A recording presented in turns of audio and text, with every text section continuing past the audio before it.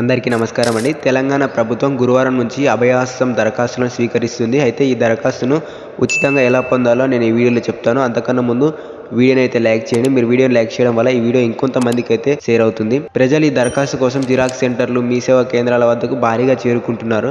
అభయహస్తం ఫామ్ను చాలా మంది ₹20 నుండి ₹30 అయితే అమ్ముతున్నారు. అయితే వీటిని ఉచితంగా ఇవ్వాలని రాష్ట్ర ప్రభుత్వం స్పష్టంగా చేసింది. తెలంగాణ వ్యాప్తంగా ఆయా గ్రామాలు, వార్డు కౌంటర్లలో ఏర్పాటు చేసిన ఈ ఫామ్స్ ఉచితంగా అందిస్తారు. ప్రజాపాలన గ్రామ సభల్లోనూ ఈ ఫామ్స్ను ఉచితంగా ఇవ్వనున్నారు.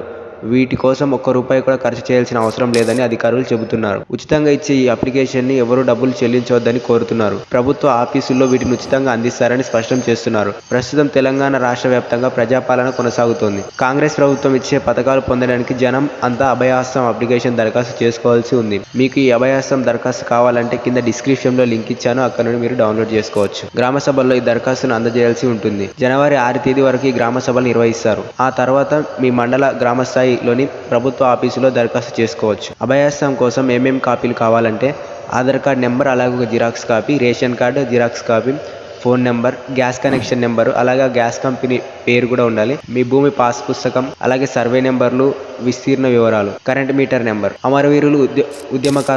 అమరవీరులైతే డెత్ సర్టిఫికేట్, అలాగే ఉద్యమకారులైతే FIR నెంబర్, జైలు శిక్ష వివరాలు పూరించాల్సి ఉంటుంది. ఇలాంటి మరిన్ని అప్డేట్స్ కోసం మన ఛానల్కి సబ్స్క్రైబ్ అయ్యి పక్కన ఉన్న బెల్ ఐకాన్ను క్లిక్ చేయండి.